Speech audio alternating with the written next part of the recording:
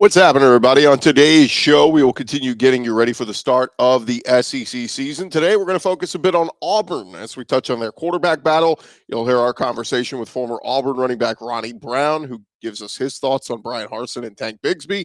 And we'll start to touch on Georgia as well, as we caught up with Wes Blankenship to get his thoughts on what the biggest concern with the defending national champs this season will be. Locked on SEC starts right now. Are Locked On SEC, your daily podcast on the Southeastern Conference. Part of the Locked On Podcast Network, your team every day.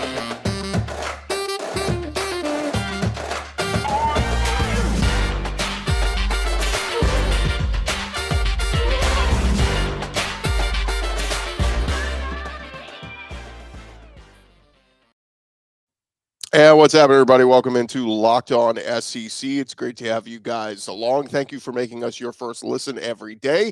And remember, Locked On SEC is free and available on all platforms, including YouTube and at lockedonsec.com. All right, we got plenty to jump into, so let's go around the conference. Boots out to the right. Takes the handoff. What a catch! Around the conference. And we start over at Auburn. As we know, the quarterback battle continues on there, and we got a little glimpse into what the quarterback battle has looked like. We heard that Zach Calzada over the weekend was running with the third team. TJ Finley was the first quarterback up in every drill. He was also paired with Tank Bigsby. Robbie Ashford was second in the quarterback reps. He was paired with Jarquez Hunter, and Zach Calzada was third, paired with Damari Alston. Now, none of that really means much because this stuff is all constantly changing, but it is worth mentioning that that's how it was running. Some people rating it as, oh, is TJ Finley in the driver's seat now? Is Robbie Ashford the backup? Is Zach Calzada third string? Well, Auburn linebacker Wesley Steiner talking with the media this week. He talked about Robbie Ashford saying he's a lot like Bo Nix. He said Robbie is a pain in the butt. I'm not going to lie. Steiner said he sees a lot of Ashford in practice, and he said one thing with Bo Nix is once he gets moving, it's hard to get an angle on him because you don't expect him to be so fast. Robbie, to me, he moves just as quickly as Bo. I remember one practice, I ran right at him, and I felt the wind rush past my ears as I rushed by him. So you know he's fast. Of course, Ashford is the Oregon transfer coming in, didn't see the field in his time with the Ducks, but it is between TJ Finley, Zach Calzada, and Robbie Ashford. So a little bit of an endorsement there for Ashford, but look, this Auburn quarterback battle is going to continue on. I don't think we have much clarity here, but it is worth noting Calzada was running with the third team. We'll see if he gets some first team reps here in the coming days. Meanwhile, over at LSU, their quarterback battle continues on, and it's, of course, now down to Jaden Daniels and Garrett Nussmeier just a day after Miles Brennan opted to step away from football. Jaden Daniels meeting with the media and said, look, no matter where you go, you're always betting on yourself. I know what I present to the table, and at the end of the day, it doesn't matter who starts. It's going to be a great quarterback room. It's one of the top quarterback rooms in the country, so we've got talented guys all around. Daniels said he spent the offseason trying to build relationships so they could trust him. He said, trust me, I could trust them, just building that family bond. Now, he was asked if they have named a starter yet. He said, no, they have not. So Garrett Nussmeier, he also spoke with the media, and he was asked if Jaden had been announced as the starter, and he kind of said, why, did they say something? But Nussmeier, he returned from an ankle injury that kept him out of the Tigers scrimmage last Thursday. Now he's kind of splitting those first-team reps with Jaden Daniels. He said, I'm feeling good. I'm back at 100%. Blessed to be out there. Never take anything for granted. So we'll see. You would think Brian Kelly and LSU will announce a starter sometime in the coming days, but this thing could go all the way up till the start of the season. So Auburn and LSU quarterback battles still ongoing. Over at Mississippi State, Mike Leach looking to make some noise this year, and Greg McElroy on his podcast, Always College Football, he talked about Mike Leach, giving him credit. He said, think about the positives. Here's Mike Leach in year 3. Usually in year 3, that's when the group as a whole takes a significant step forward offensively. They have a quarterback in Will Rogers now, starting in year number 3. He was great last year. When you look at what he did at times, his numbers, when he had help, when he had protection, he was very, very good. McElroy went on to mention the running duo of Jaquavius Marks and Dylan Johnson, who have combined for 2,800 yards in the past 2 seasons. The running back tandem combined for just under 1,000 yards and 10 touchdowns last year. So, look, offense is not the problem with Mike Leach. What's the defense going to look like? And I saw Connor Aguero from Saturday Down South saying he thinks that defense is going to be very good. So if Mississippi State's getting great defensive play and the offense is scoring a ton of points, Mike Leach and Mississippi State going to pull off some wins over some people maybe we're not expecting. Over Kentucky, Mark Stoops been doing some avoiding drama here recently with John Calipari and talking with the media. He pointed out that his program has changed to the point that coaches around the league have noticed. He said, I think ultimately it's the respect throughout the league. Respect throughout the league when you're dealing with coaches and players. Win or lose, you walk out, you know you're going to be in physical matchups. Stoops then explained the difference between changing the climate and changing the culture. He said it's easy to change the climate. You just change a uniform, talk a little game, dance around, put on some stupid sunglasses, and you can change a climate. But the change of culture is at the core. I'm quite certain we changed our culture. Now, a lot of people taking that as a direct shot at Shane Beamer, who was part of a viral video during SEC Media Days week where he put on sunglasses doing a TikTok video. So maybe shots fired there from Mark Stoops at Shane Beamer. We'll see what happens in that game coming up in a couple of weeks. Over at Ole Miss, Lane Kiffin is talking about his first scrimmage, or just coming off his first scrimmage of fall camp. They're going to have another one on Saturday. Last week's was open to the public, and it sounds like Lane Kiffin wasn't the biggest fan of it. He explained that practices have to be limited to access because people record them on their video, and, look, they have scheme plays and all that. So Kiffin was asked after practice yesterday if he was happy with the crowd turnout of this scrimmage, and he said, I don't know. I'm not really worried about that. I didn't pay much attention. I mean, we opened it up because Kyle, meaning Kyle Campbell, their associate AD, wanted to be nice. So I'm sure everybody filmed today, and every opponent has our plays now. But, we're just here to be nice to everybody. Lane Kiffin clarified it was far enough away from the regular season to not make a difference. But Lane and the Rebels will open their season with Troy on September 3rd. Meanwhile, over at Tennessee, Jabari Small, running back, looking a little bit bigger heading into this season. The running back has reportedly added on about 15 pounds this offseason. Talking with reporters this week, he said he wants to be stronger in the second half of games. He also wants to be the team's short yardage back, and that's why he added more bulk and strength. Small ran for 800 yards, 9 touchdowns last season. Also received 141 carries last year, clearly looking to improve that number. And lastly, over at Alabama, rusher Iyabi Anoma has entered the transfer portal. Originally a 5-star recruit coming out of high school, started his college career with Alabama, also had a stop in Houston, but was dismissed for violating team rules. He posted 6 sacks while playing for Tennessee Martin last season. So we will see where he ends up. A former Alabama guy on the move once again. There you have it. That is the latest news going on around the conference. Thank you guys again for making Locked On SEC your first listen every day. Coming up next, our conversation with former Auburn running back Ronnie Brown, now part of the Auburn broadcast team. We'll get some insight on the team with him. First, want to tell you guys, look, this season when you're watching football, you're going to be hanging out with some friends, putting back a few drinks, and a few drinks can become a few too many. As the evening comes to an end and people start to head out, you think about calling for a ride, but you say, no, I live nearby. You can make it home okay, no big deal. What are the odds you'll get pulled over anyway? And even so, what's the worst that could happen? Your insurance goes up, you lose your license, you lose your job, you total your car, you kill somebody. Everyone knows about the risks of drunk driving. The results are tragic and often deadly. However, that still doesn't stop everyone from getting behind the wheel while under the influence, and that's why police officers are out there right now looking for impaired drivers on our roads to save lives. So if you think you're okay to drive after a couple of drinks, think again, play it safe, and plan ahead to get it right. It only takes one mistake to change your life or someone else's forever. Drive sober or get pulled over. That's the message that you need to know heading into this football season. Again, great message brought on from our friends at NHTSA. Again, drive sober or get pulled over. Rolling along here, and one of the fun faces to see here at SEC Media Days is former Auburn running back Ronnie Brown, now part of the broadcast team. What's that transition been like for you, man? It's been great. When you're around a great group of guys that, teach you the nuances of this part of the business.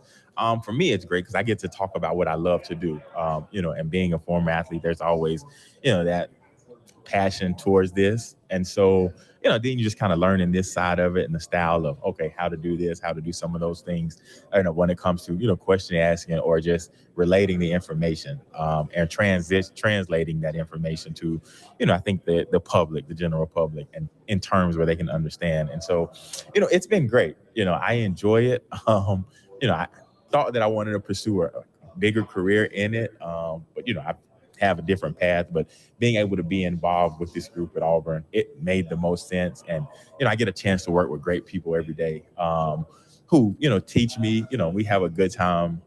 And, I think we enjoy each other's relationship. I want to go back to 2004. I was a student at LSU. You, of course, were at Auburn. And one of your closest games that undefeated season was against LSU. But come on, that penalty leverage, you remember that? Yeah, it's called rules, right? So you have to follow them. And so when they put them in, it's like speeding limits, right? Certain streets, we feel like we can go faster, which, hey, there's an element of, hey, don't do it. If you do it, now you do it at your own expense. You get caught, you got a ticket, you get points. So I think just, going through that, I think it's fortunately for us, it was a great call. Yeah. But I think too, like just going through that was a good game. It's competitive. It was a really good game. But I'm happy that we came out on the other end of that. Yeah, I just remember we watched at our friend's apartment, and then we just drank the rest of the night and drank our sorrows away. So maybe it was a good thing. Yeah, so you still had a good night, And when you look back at it, it was the rule. The rule was the rule, and so. Yeah. What do you remember most about that season? What stands out? Relationship, our group, I think how close-knit we were as a team. And I think people lose the element and the importance of that as you look at, the game now, because it's so much about I and me and, social media followings, and it's a lot of individual accolades. Mm-hmm. And so the beautiful thing about that was, I think there was a learning lesson for us coming off of the 2003 season. We were ranked high, and then, got a piece of humble pie, didn't have a great season. And so then the only thing you can do after that is go back to work. And so, you can't argue with results. And so it's like, hey man, like we weren't good. So we got to put in the work. And so going through the 2004 season, there was an element of accountability, leadership, and it was as a whole, from, the best player on the team, the leader on the team, to Fagai was a walk-on, and he worked really hard. There was accountability. It's like, hey man, we have the respect of everyone. If you see someone not doing what they're supposed to do, whether it's football related or outside this building, like we hold each other accountable, we support each other. And so, we had a thing on Friday nights that we go in. We have Friday night, meetings, and so just kind of sharing elements of life, like whether it was what was happening back home, struggles, or I think great news and stuff. And so that made us close as a group. And so going through that experience, that's what it's about, because you get guys from different backgrounds, different walks of life, and to come into that element, on a sporting team to achieve a common goal, it feels good when you can do that. And so, we weren't thinking about the end results. It was just like, all right, we're going to take it 1 week at a time. But those bonds that we formed in that locker room, that's the part that I miss about sports. I don't miss getting hit at all. But the guys, the relationships, the people that I met through, this journey has been great. Well, speaking of that, your running mate, Cadillac, he's back at Auburn. I mean, it's kind of funny, homecoming to have both you guys kind of back now. Yeah, man, that's my road dog, and he's a great dude. Obviously made me better as a person and as a football player. That was that, competitive spirit that he embraces, and, and then also just a relationship, and so that support, for us to be able to do the same thing, share a lot of life experiences together. It's been a great relationship since we were 18, 19 years old, and to have that bond, with a guy who you share the backfield with, shared so many highs and lows together. Obviously being drafted, was one of those highs. And then seeing as we progress through life, we're all transitioning. He's coaching, I work in finance and I'm still doing some media stuff. And so, it's great to see guys doing well after that because, the growth and development, that's important. And, we share so many great times as young men, but to see guys going on, having families and doing things, and continuing to have success, it's pretty important. Quick thought on this year's Auburn team. Obviously, all the offseason distractions and all that. It seems now like Coach Harsin, he's got his guys in place. I've been talking to some of the players. They're like, we love Coach Harsin. We're brought in. We're ready to go. It seems like where things were a few months ago, everything's settled down now. Now it's just about football. Yeah, he has a great approach towards perspective. Like people say, oh, distractions. It's like, hey, man, those are opportunities. Adversity creates opportunity. And so you go through things, you grow through them. And so then that way you use them as learning experiences and to get better. And so as you go through something like that, in 02, 03, we did the same thing with Tommy Tuberville, and so, it was coming in and that was an opportunity for our team to get closer and say, hey, man, anything inside this wall, that's all that matters. And so I think you're starting to hear that message. It's like, man, what happens outside of these? That doesn't matter. That doesn't affect us. They don't come to work with us. And they don't know what's happening inside these walls. And so, when you start getting a group of men, everyone pulling in the same direction, you can do some special things. Obviously, there's a lot more that goes into it. But, when you get guys that, believe in that, get together and, I think rally the ships, you can achieve some really great things. And so hopefully that, didn't guarantee the results, but hopefully, that's the approach and, everyone's on the same, and then you can achieve, like I said, some stuff together as a group. And, I think, was it just the acronym of team, together everyone achieves more. And so that really has to be it. Like, yeah, as individuals, we have a job to do, but collectively, if we all do those jobs, we hold each other accountable, we can have success as a football team. And that's the most important thing. Last thing for you, Tank Bigsby. Is there a little bit of Ronnie Brown in there? No, man, he's a special guy. Like, I don't know if he's his own person. And that's a position. That position's based off of, reaction. And so he's a special talent. And guys take different things from different people. For me growing up, obviously I couldn't do what Barry Sanders did, but he was my favorite running back growing up. From not even just the way that he ran the football, because I couldn't, reenact some of those things. Not many people in the world can, but, even how he handled himself after scoring touchdowns, giving the ball to the referee. And so there's certain things that you take from different guys' games. And so this young man has special talent. He has great vision. You watch him on some of the cutbacks.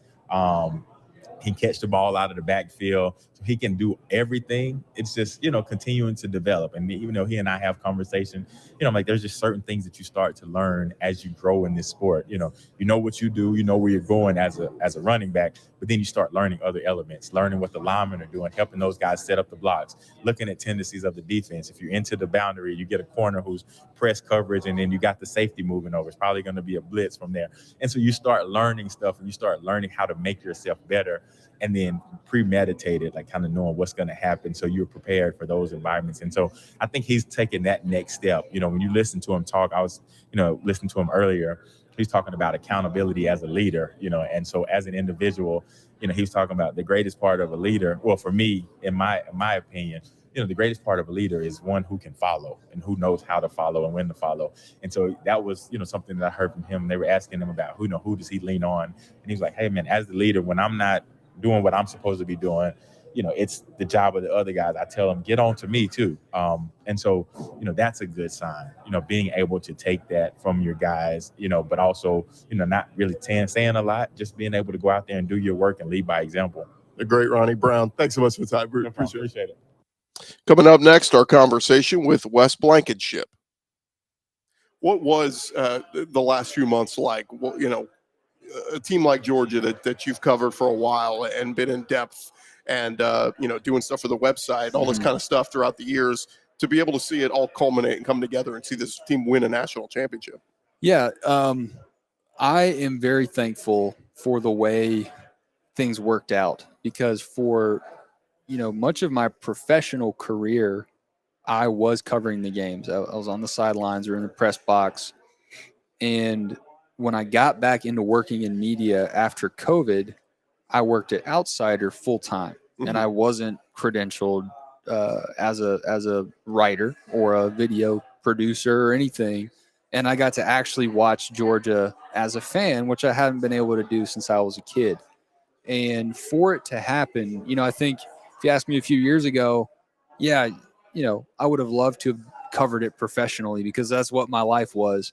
But I'm grateful that I got to watch it as a fan with other fans, soak it all in, not have to have this weird wall of professionalism between me and the team. And, now the cat's kind of out of the bag.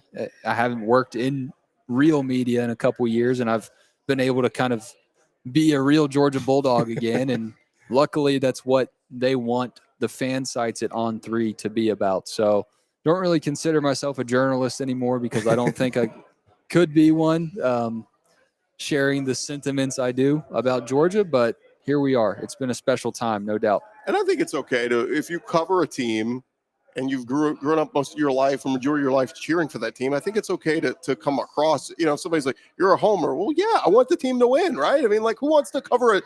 I get on that all the time. And mostly it's writers, and I'm a journalist and all this. Yeah, but like, you're kind of tied to that team. Isn't it a waste of your time if you're covering bad teams every year? You know what I mean? You want the team to do well, no doubt. Right. No doubt. So what is the experience so far with On3 been like?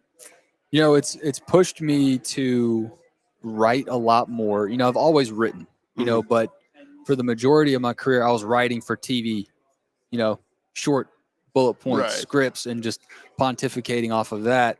And I've always loved to write, but it's pushed me more in, all right, 400, 500 words on each story, several stories a day, a bunch of stories each month. And my team writes even more than I do because my split with Outsider and Marty Smith's podcast, both owned by the same company, but kind of split in time between two of them. Yeah. So my fellow writers at dogshq.com, for all the Georgia fans and in the area, that's where you want to go. We're covering the team. We've got SEC Media Days covered and will for the next few days. They're writing even more than me. And we've got a news writer, beat writer named Palmer Toms, who churns out content, and our recruiting expert as well. Georgia recruiting is always a big deal, huge deal, named Jake Roos, and he covers that. So I don't know. It's different being in like this virtual space. I miss some of the TV news stuff of like actually getting out and about every single day covering a team. But now I'm all in on Georgia, so it's fun. What's the biggest question for this team this year? I mean, I know you lose a bunch on the defense. You bring back a lot, particularly in the offense. You get Stetson Bennett back and a bunch of pieces. But what in your mind is the biggest question mark for this team? I think the biggest question mark is we all know that Stetson Bennett is underappreciated. But is he good enough of a leader to, now that everyone knows that he can win a championship, now that everyone knows that Georgia can actually win the thing, can he lead an offense that counters Georgia's impact of the loss on defense? And I don't know if it's a Herculean effort. Obviously having that many players drafted is a big deal. But a lot of the talent that played on Georgia's defense rotated in and out behind those NFL draft picks as well. So, yes, is Georgia missing a huge percentage on defense? Absolutely. But it's all relative. And I still feel like Georgia's defense is a top 5, top 10 kind of unit. And if we're going to put Kirby and Georgia in the same discussion now with Nick Saban and Alabama, this happens all the time with Alabama. Why are people questioning, oh, they lost a lot on the defense? Well, this happens a lot. Alabama loses a lot on defense. They just reload. If Kirby's supposed to be on par with him and they've been right there and recruiting and all, it's just a reload. You're just reloading. That's the ultimate test. And so far, Kirby has passed it with his recruiting efforts. But you're still talking about college athletes. Right. And I think Kirby did a phenomenal job of finding a way to really like break a lot of walls between his players, because look, we're in an era, everyone's on social media, college kids more than anybody probably. It's very easy for those kids to be selfish, Right. to be quite honest. And Kirby found a way with some of his like mental training that he and his staff implemented to build a real team, like a real group of guys that actually knew each other and cared about each other. And I think it helped them win the championship. But that's what Saban did year in and year out, is keeping guys focused. Not just do you have the talent, can you keep them from thinking all we had to do is put helmets on and we'll win? And that's yet to be seen. Yeah, it's interesting how this schedule sets up too. They open the season in Atlanta with Oregon, and all the storylines there, from Dan Lanning now at Oregon and coaching against Kirby, to Bo Nix, the departed Auburn quarterback now at Oregon. It's going to be a fun, nice little test right out of the gates to see where this team is. Yeah, a lot of great storylines in that one. Nolan Smith, who was the defensive player that was here for Georgia today, #1 recruit coming out of high school, took a couple years to actually live up to it. And Dan Lanning was a huge part of that reason why he did. I mean, he pushed him in meetings, like physically, was always getting in Nolan's face, showing him how physical he had to be, motivating him. And now Dan Lanning's coaching on the other side, and he knows how Nolan ticks. So he knows how that whole defense ticks. So, yeah, a great challenge in Atlanta to start. It's going to be a fun year to see how it all plays out for Georgia, and can they get back to the playoff? Let me just ask you this question, big picture: who's the third best team in the SEC in your mind? In my mind, it's hard for me to look past Arkansas. I know they're replacing a lot of talent as well, but they still got their QB that they had last season.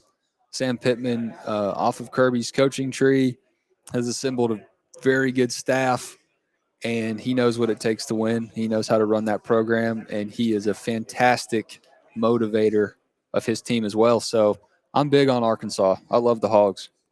All right, we can't let you go without talking a little bit about years ago. You became a viral sensation overnight by doing something I used to do, calling high school football games. What was the high school that you called? Live Oak High School was the name of the school that I did games for. But it's so funny because, I was prepping and trying to learn, hey, what do I need to do and all this kind of stuff.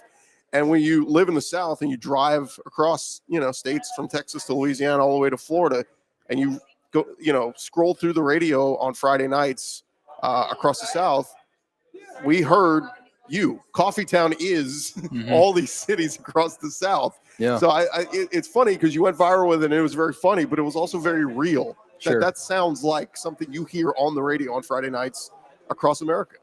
Yeah, it was kind of my version of observational humor about that very specific part of American culture. And my career took me through, small towns in Georgia, covering high school football games, even up through working in Atlanta. You still drive out to the sticks every now and then.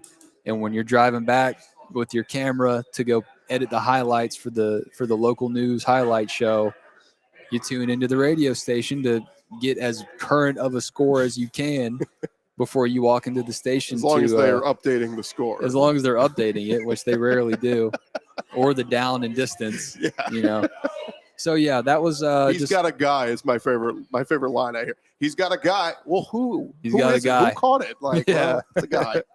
Yeah, man. But I'm just so glad that it's resonated with so many people, and I think whatever we can do, obviously it's a cliche now, but whatever we can do to, think about the things that we all enjoy and all have in common, I'm all for that. Last thing for you.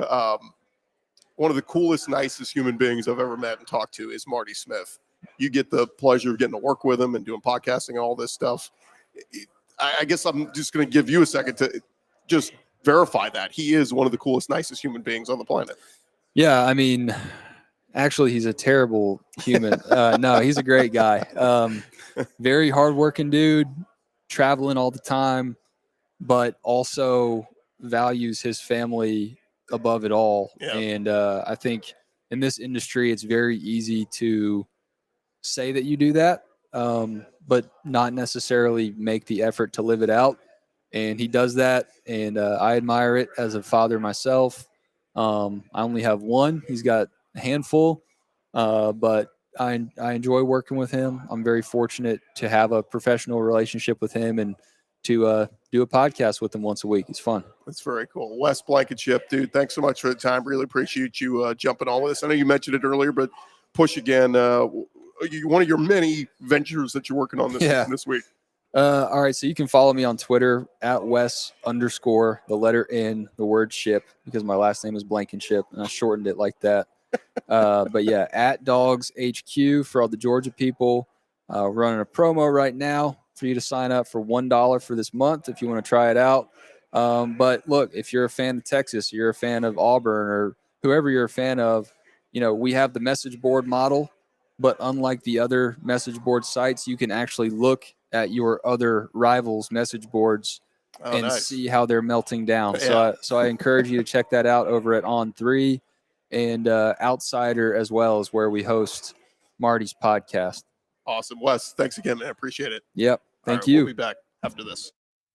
All right, that is going to do it for this edition of Locked On SEC. Thank you guys again for making Locked On SEC your first listen every day. And remember, Locked On SEC free and available on all platforms. And again, making us your first listen, now you go make your second listen. Check out some of our other great podcasts all along the Locked On Podcast Network. Whatever SEC school it is you're looking for, chances are we got you covered. Search Locked On Bama, Locked On Aggies, Locked On Auburn. We got you covered with just about everybody out there. That's going to do it for this edition of Locked On SEC. We'll talk to you guys tomorrow with a whole new edition as we continue previewing some of the schools and asking some of the big questions for some of these teams heading into the start of another SEC season. I'm Chris Gordy. We'll talk to you guys tomorrow.